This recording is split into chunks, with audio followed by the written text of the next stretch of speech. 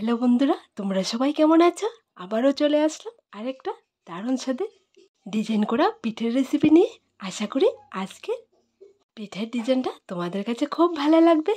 আজকে আমি তোমাদের জন্য নিয়ে আসলাম ছোট সাইজের কালারিং করা সাবুর সিরিজ পিঠা। সিরিঞ্জ ছাড়াই আমি একদম সিম্পলভাবে তোমাদেরকে এই পিঠেটা তৈরি করে দেখাবো। দারুণ স্বাদের একটা পিঠে, তেলে ভাজার পর একদম ফুলকো ফুলকো হয়ে ফুলে ওঠে আর মুখে দিলে মিলে যায়। প্লাস্টিকের পেপারের ভেতর ব্যাটারটা দিয়ে তোমরা সিম্পলভাবে এই পিঠের ডিজাইনটা করে বাড়িতে খেতে পারবে। কালারিং করে এই পিঠেগুলো বানানোর পর দেখতে যেমনটা সুন্দর লাগে, খেতেও তেমনই স্বাদের হয়। তাই তোমাদেরকে বলি, তোমরা যদি না বানিয়ে খেয়ে থাকো তাহলে আর দেরি না করে সামান্য সাবু দিয়ে এই ডিজাইন করা পিঠেগুলো বানিয়ে খেয়ে দেখো একবার। তাহলে চলো আজকের এই সাবু দিয়ে সিরিঞ্জ পিঠার রেসিপিটা শুরু করা যাক।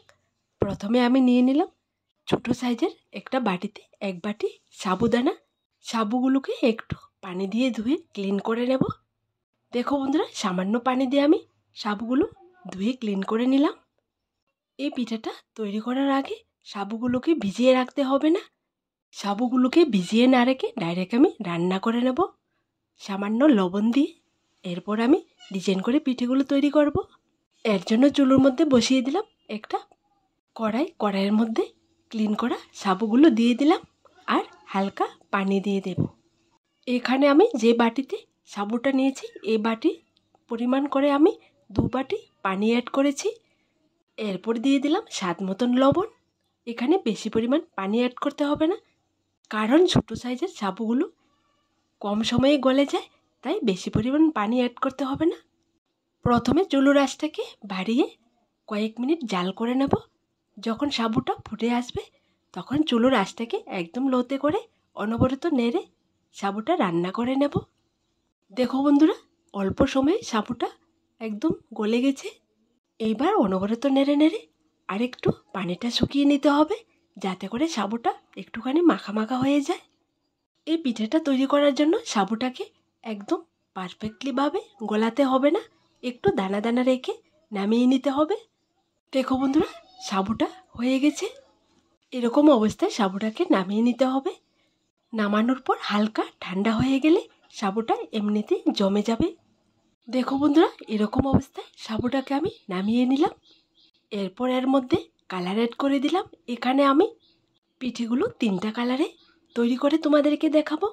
এখানে আমি গ্রিন কালার আর অরেঞ্জ কালার দিয়ে কালার করে নিলাম।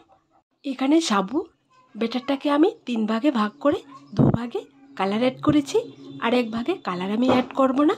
নর্মাল সাবুর যে হোয়াইট কালারটা হয় এটা দিয়ে আমি পিঠেগুলো তৈরি করব। প্রথমে আমি গ্রিন কালারের ব্যাটারটা দিয়ে পিঠেটা তৈরি করে তোমাদেরকে দেখিয়ে দিচ্ছি। নিয়ে নিলাম একটা প্লাস্টিকের পেপার। প্লাস্টিকের পেপারটা একটা গ্লাসের উপর রেখে আমি ব্যাটারটা ভরে নিচ্ছি। আর এখানে পিঠেগুলো বানানোর জন্য বড় একটা স্টিলের থালের মধ্যে প্লাস্টিকের পেপার বিছিয়ে দিলাম আর সুন্দর করে ডিজাইনটা আমি করে নিচ্ছি। দেখো, একদম সহজে তোমরা করে নিতে পারবে একবার দেখলে।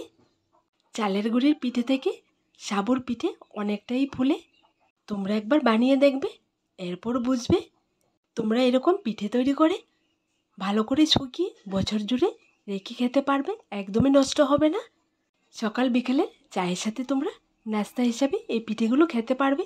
দারুণ স্বাদ লাগে চায়ের সাথে খেতে। আমি এখানে কালার দিয়ে এই পিঠেগুলো রেডি করেছি। তোমরা চাইলে কালার না দিয়েও এই পিঠেগুলো তৈরি করতে পারবে।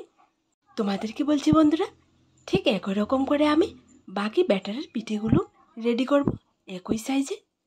তোমরা যখন এই পিঠেটা রেডি করবে সাবুগুলোকে একটু দানা দানা রেখে তারপরে এই পিঠেগুলো তৈরি করবে।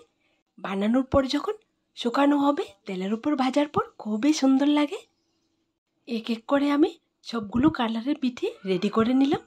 দেখো, এবার আমি অরেঞ্জ কালারের কয়েকটা পিঠে আমি তোমাদেরকে বানিয়ে দেখিয়ে দিচ্ছি।